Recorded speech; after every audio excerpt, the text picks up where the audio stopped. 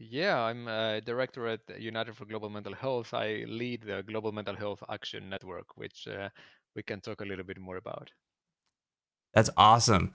The Global Mental Health Action Network being something that is under the umbrella of United for Global Mental Health, correct? Yeah, that's right. That's right. We set up the network a few years ago, and it is today the world's largest and leading network on mental health advocacy. So it's a collection of people around the world, joining us for a free membership, essentially. And it's people that are interested in seeing change, in seeing things being done differently in mental health. We have 5,500 members. They come from almost 170 different countries. So we are a truly global network. 5,500 members. I mean, that's nothing to sneeze at. That's amazing. Yeah, I think especially because mental health is not it's probably not as developed, I think, as other areas of health. And over the years, not many networks have reached this kind of size. So we're really excited, and we keep growing. And people can join the network as well. You don't have to be a mental health specialist. You just have to be passionate about mental health and changing things. And want to network with people about how things could be done differently.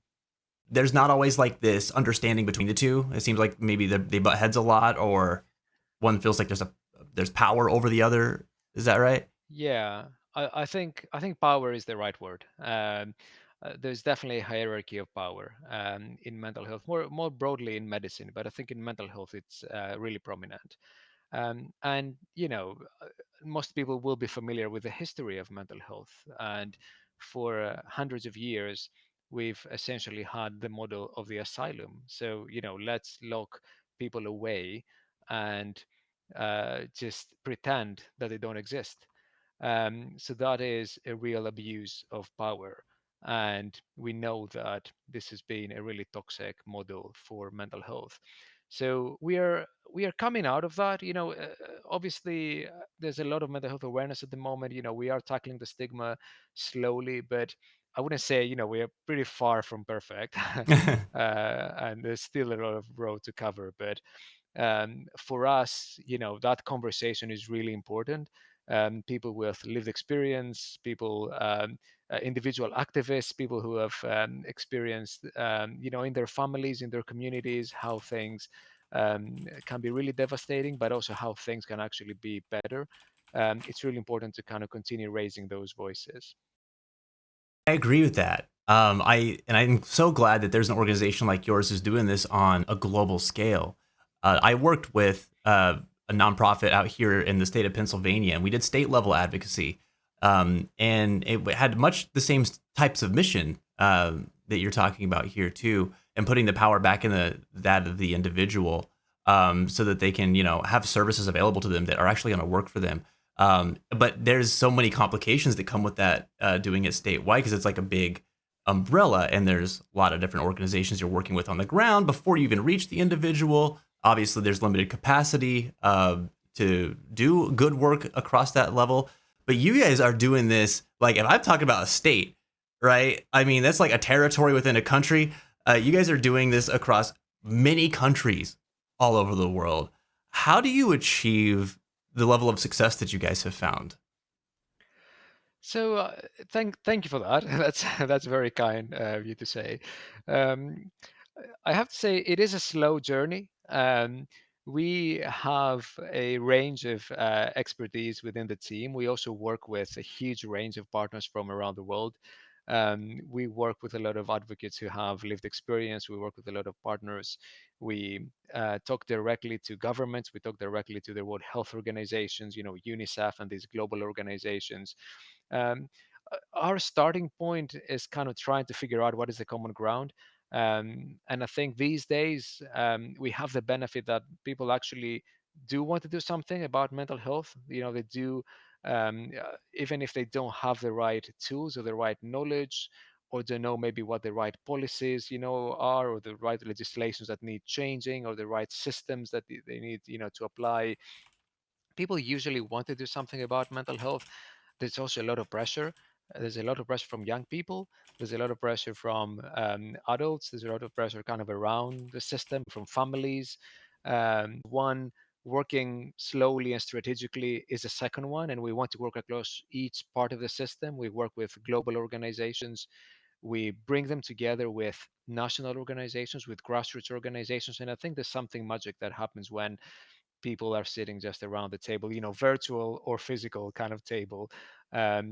Something happens there when stories are shared and decisions are made at that level, with people kind of really listening to each other. So we're trying to facilitate that, and we do believe in the power of that, and we've seen kind of the impact that this approach can make.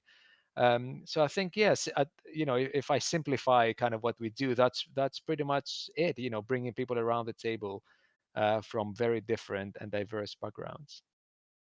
Very humble for you to simplify it that way too, I think, because I understand what an undertaking that must be. I mean, you guys are talking about bringing people together across organizations from, I mean, you got like Sierra Leone, Nigeria, Liberia. You guys have done work in Uganda and Ghana.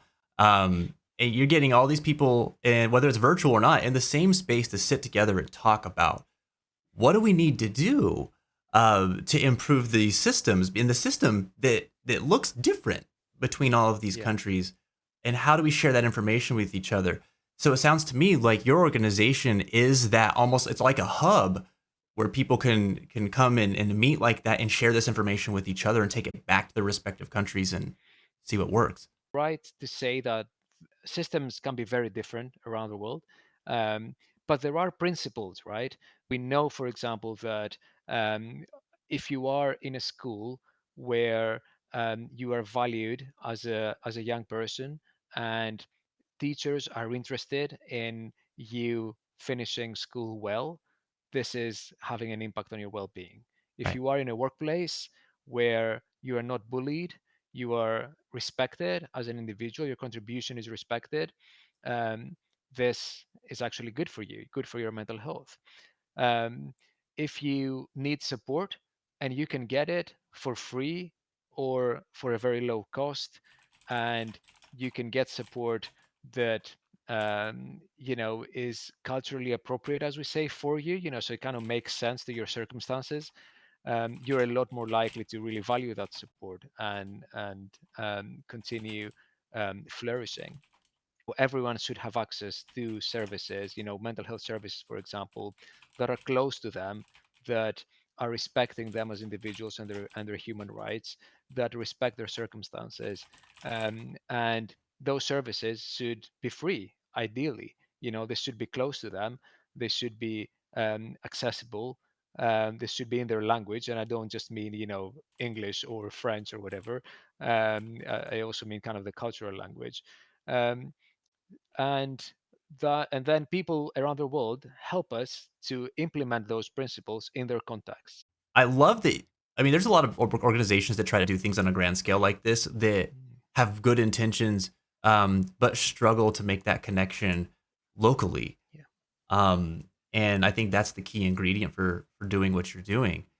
I think it's awesome. I mean, I I'm in such awe of this type of thing because I mean, I've always wanted to advocate for mental health for my whole life, just because of my own lived experience and um, what I've gone through, what I've seen other people go through, and how I wanted outcomes to be better for people. And I know that at the heart of it, like we talked a little bit before the show started, like we can have all these supports, all these resources available to us. The community is what makes it strong, and I think that like the community is what makes the recovery happen, really. But I think that when you're advocating, that philosophy is this still holds true, right? It's the community that makes this work actually come about. Yeah, well, again, look at the history of mental health, right? Initially, we thought we have to take something out of your head. Then we thought we have to really isolate you in an institution. Then we thought we'll give you a pill. Then these days we thought we'll give you maybe an AI chatbot. So, and all of these things have failed.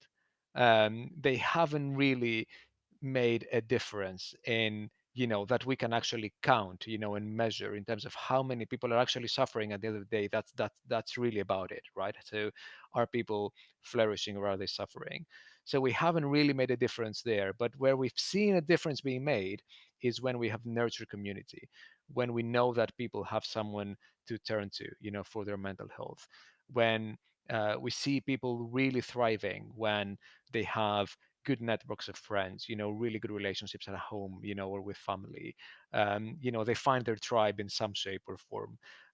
So this is really what makes, our mental health. We are not neurobiologically developed, and evolved for connection as human beings. So our mental health is no different. Without each other, without things that really speak to who we are as human beings and address, those deeply human needs, then we are doomed to keep failing. If we're trying to just find simple solutions and do them in isolation. I gotta tell you, you're speaking our language. I mean, we talk about finding our tribe. That's the fencers know a thing or two about that here in this community, and what it was like before we found each other. And so it's very very encouraging to know that you all have been doing this on such a scale too, and helping others to find their communities. Um, Now, I know that we might be jumping around a little bit. Can you um, describe United for Global Mental Health and the Global Mental Health Action Network and the differences between the two? Yeah. So, United for Global Mental Health, we are an international NGO and non-governmental organization. We work with the World Health Organization, with UNICEF, with many global organizations to try and change policy. We envision a world where everyone, everywhere, has someone to turn to for their mental health. And we are trying to make that change happen through a few different ways, like changing policy. For example, and I think you mentioned that earlier, we know that in at least 20 countries around the world, suicide is still considered a crime. So if you're really suffering, you cannot really ask for help because you could be prosecuted. So we are changing legislation. We work with governments and activists and global organizations to change legislation, for example. First to inspire them, but also to keep them accountable for that.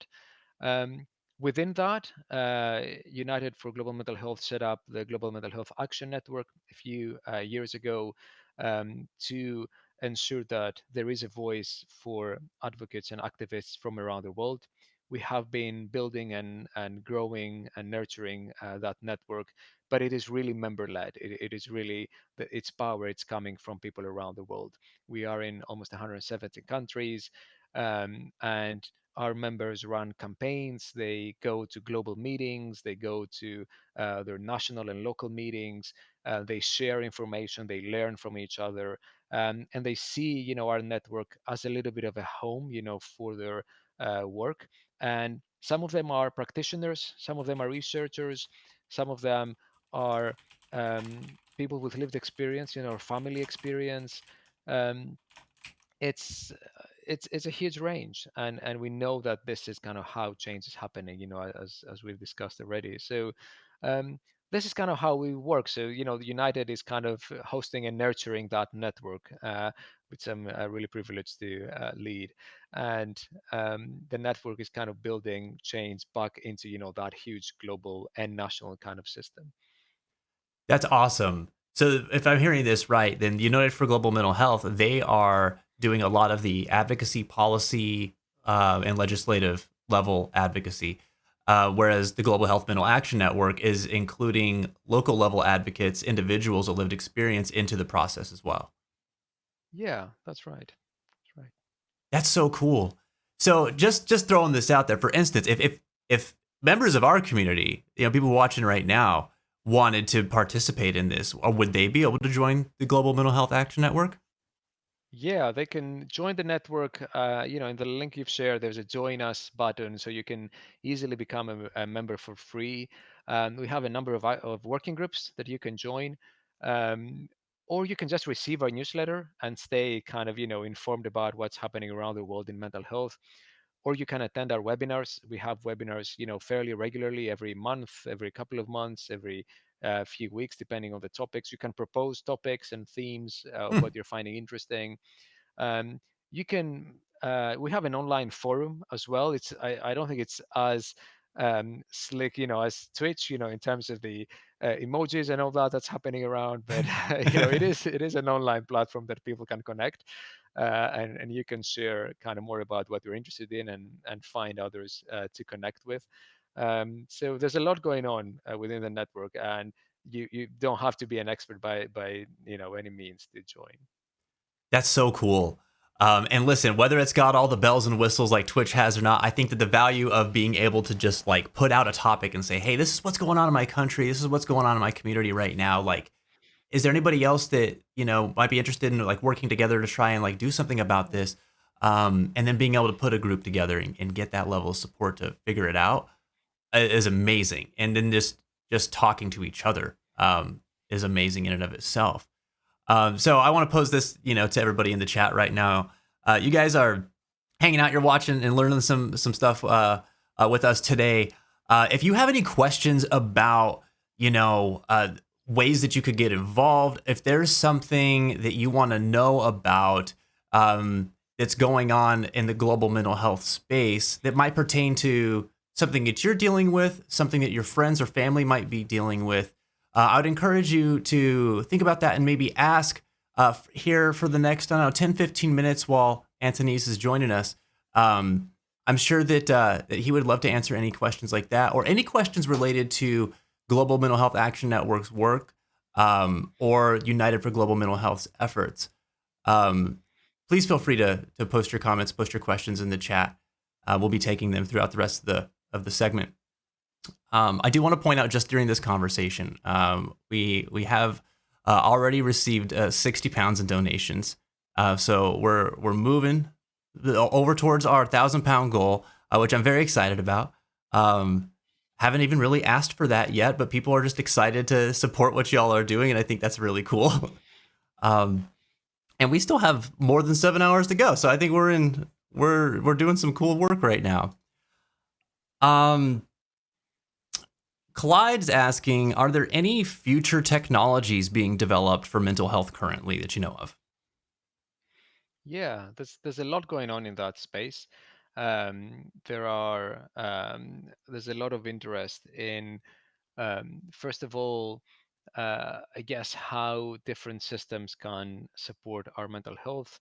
Um, there's a lot of work within the big platforms that people interact in, social media, for example, and looking into how they can be, in many ways, kind of a little bit more mentally healthy for us.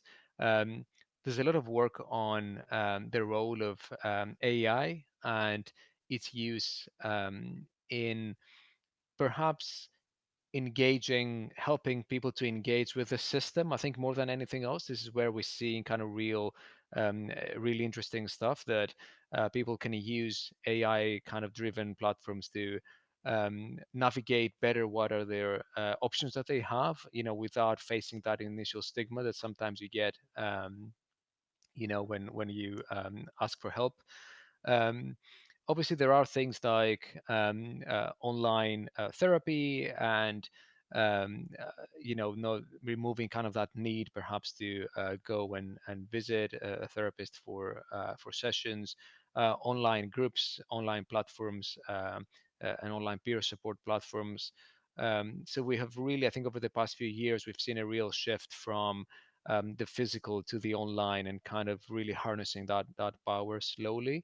Um, we're seeing apps that some of them are helpful. I wouldn't say all of them, but some of them can be really helpful in terms of, for example, helping you hit some goals around your well-being, and really teach you about how to look, after yourself and things like that. So yeah, we are seeing a lot of movement in that space. I think technology is something that's very interesting to all of us because most of us in this space, I mean, this is how we interact. A lot of us are perpetually online in this community, and it works for us. It's there's a reason we've kind of chosen to lean into it. So thank you for answering Clyde on Pluto's question on that. Um, Lisa the Elf Huntress has a question, and they ask any groups out there that you know of that are studying more rare mental health stuff, such as plurality. Yeah, there is. If you're asking about studying, there is actually research going on, and to our earlier point, we do actually see really exciting research these days that includes people with those experiences, and really includes them as partners in um, shaping not just what treatments look like, but also what recovery looks like. Because sometimes I think as medical professionals, we tend to assume what people want, which is not really correct as an approach. So there are studies going on. Um, I think in terms of getting help and getting support, um, it it starts, I guess, with what is available locally to you.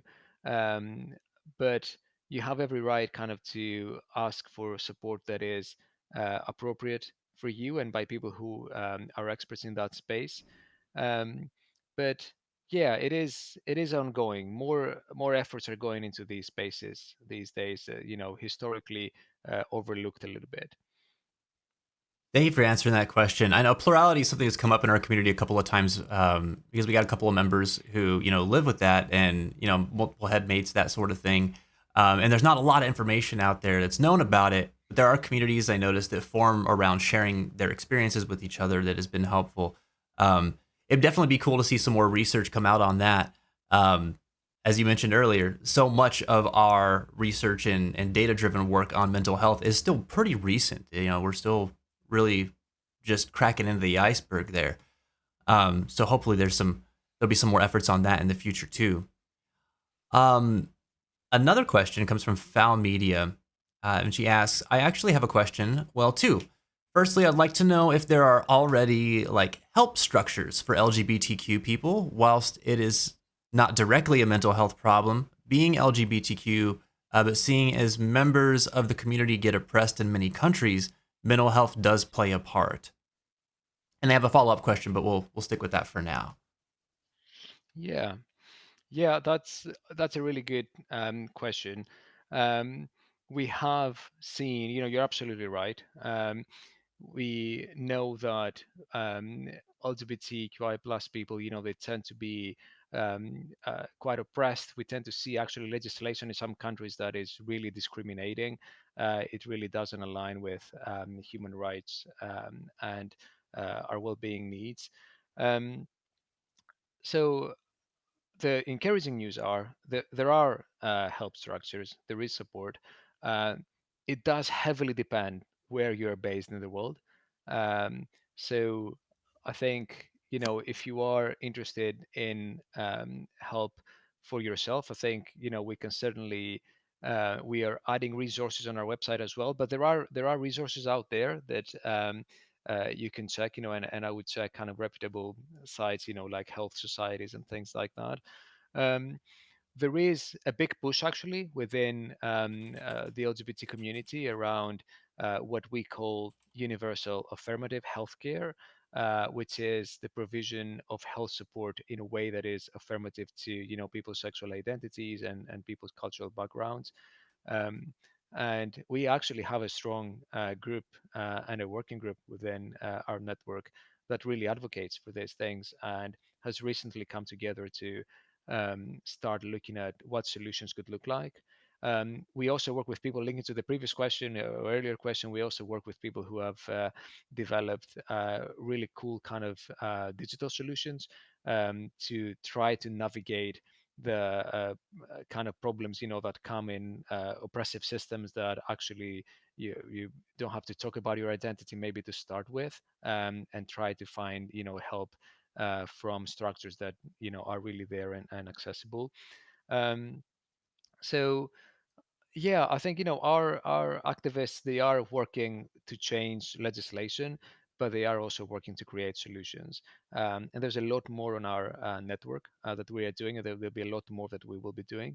And I also know of a few people who are kind of mapping what support is out there. So maybe I can try and find some links and share with you, and you can kind of also see what's out there. I think that would be wildly helpful. And if you're thinking of anything specific that comes to mind, I know our time here is limited, but um, please feel free to shoot the links over to me. I'll share it with our community, and with Val and anybody else who might be interested. Um, you kind of touched on their second question here, about how, what can individuals be doing besides donating to help out. You mentioned the Global Health Mental Action Network, of course, and the working groups that are within there. Um, is there, like, what would that process look like to join and maybe participate in a working group and get involved with that effort? Yeah, well, if you click on the Join Us button on our website, um, the you will see kind of a registration page that also includes uh, ticking, which working groups you would like to be involved in. And I cannot stress that enough. You don't have to be, and actually don't have to have a mental health background. But if you're passionate about change, and if you're passionate about learning more, and working with others that are perhaps have some similar interests or similar identities or similar passions, then you can join those working groups and start joining meetings or receiving kind of those updates. Um, yeah, for me, that's really the most important thing. Just being part of communities that are really kind of interested in making change happen. Thank you for making that so much easier as well. I know that before I found y'all, I was like, there's one thing to do this like within my community, which is great, but it's also hard to think about like where would I even get started if I was trying to like help on a larger scale. So, um, again, I thank you for what you guys are doing and for making this available to anybody to be able to contribute to.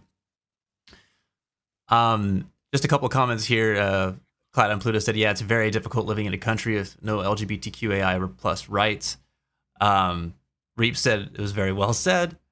And Garrett's saying one easy thing to do is engage with charity via social media, following, sharing, and engaging with their posts, liking and commenting, etc. So sharing of information.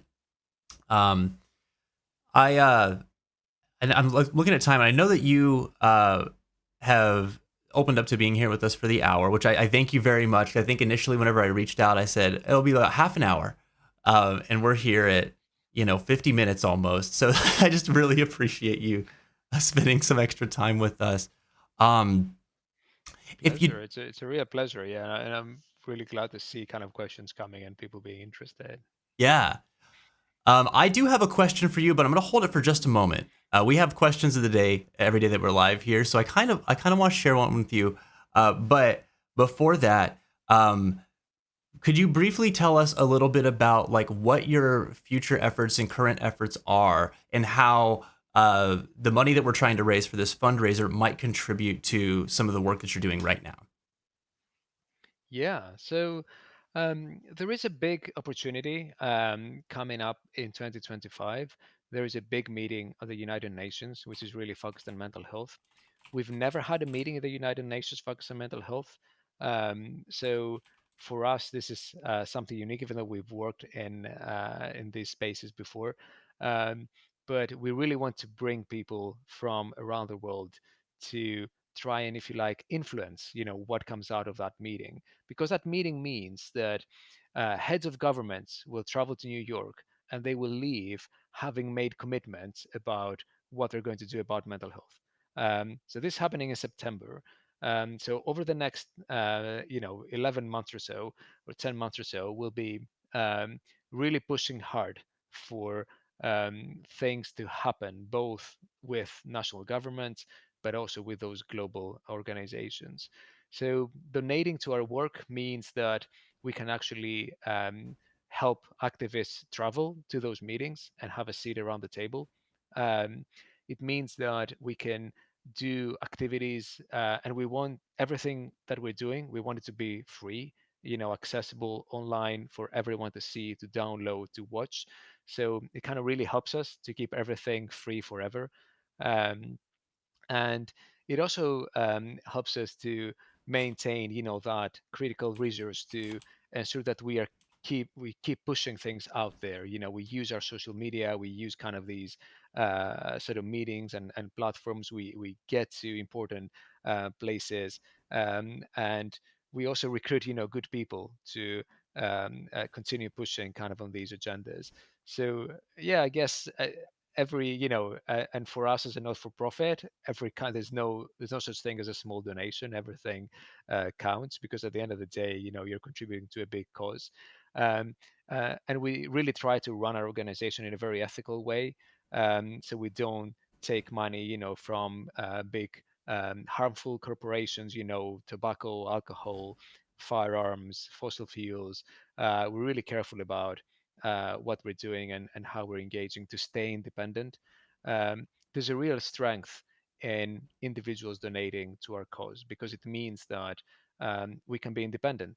We don't have a big donor giving us a lot of money and saying, this is what this is what I want you to be doing. um, so yeah, I hope that helps kind of explain to people kind of what we're doing with the money we receive. And we run a pretty lean organization. We don't have an office. We work from around the world. I'm at my home at the moment, because we're recruiting people from around the world. If we were only based in an office, we wouldn't be able to have a global team. um, so we're not a charity that will take money and just use them in an office or in rent or whatever else. We just give it straight to the cause. Which is the most beautiful thing you could ask for from a not for profit. I mean, you see so many out there that you don't always know what's going on with their money.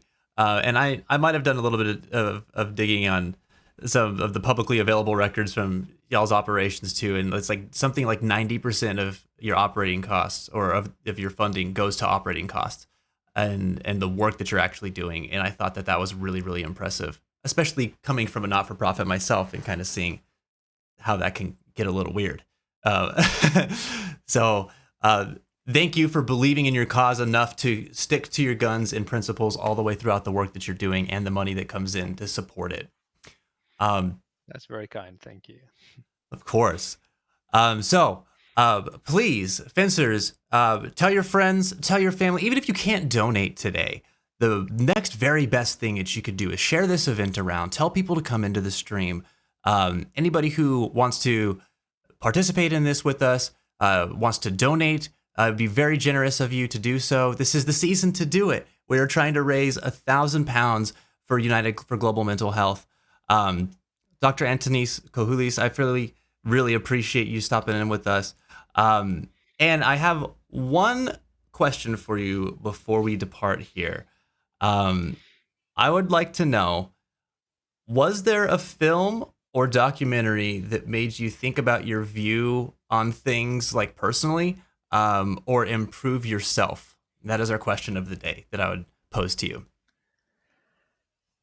Um, it's I love that question. And in many ways, there is so much. And I've seen a lot of kind of short documentaries as well by independent directors and filmmakers, which I've hugely valued. But maybe if I share perhaps a mainstream film, it would be a film called Babadook, which is kind of a horror film.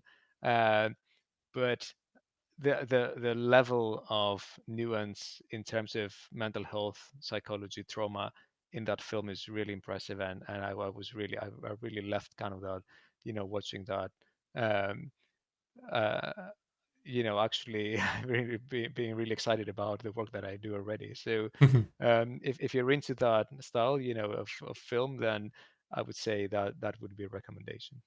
Babadook. I remember seeing trailers for it. I was like, that looks like genuinely scary. And I hadn't watched it. I would not have expected it to have such Yeah. psychological themes like that. Excited even more to watch it now. I'm gonna have to give it a shot. Yeah, I would recommend that. Yeah, hopefully, hopefully you'll still be interested in our work after you watch it. But yeah, I don't think there's much that could deter me from being interested in your work at this point. Um, Again, what you're doing is so awesome. It's so impressive. Please keep up the great work. And the fact that you're doing so much and made time out of your busy schedule to meet with me today means a lot. Chat, if you don't know, Antonis, you're all the way over in the UK, right? Yes, that's right. That's right. So it's evening time for me. Yeah. We got a moderator that's from the UK as well, so they're sharing that time zone with you. Um, and we appreciate you and her and being here with us whenever you can, but especially in letting me intrude on your dinner time a little bit.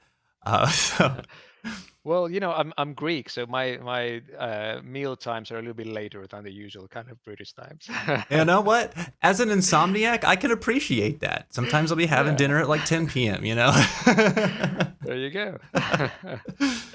But no, it's been a real pleasure, kind of interacting with you and seeing a little bit of your community. And yeah, looking forward to staying in touch and just staying in touch with your community as well.